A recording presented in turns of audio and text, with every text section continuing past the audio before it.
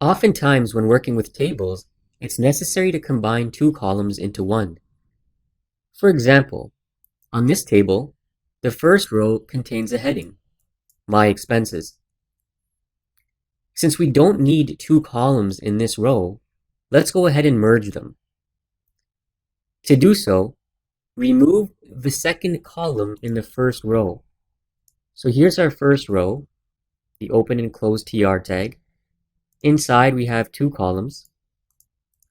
I'm going to remove the second column, and next we need to add the col_span attribute to the first column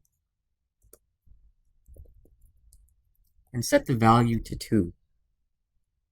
The col_span attribute defines the number of columns a cell should span. So I'll save the file and refresh. And as you can see, we've now merged the two columns in the first row.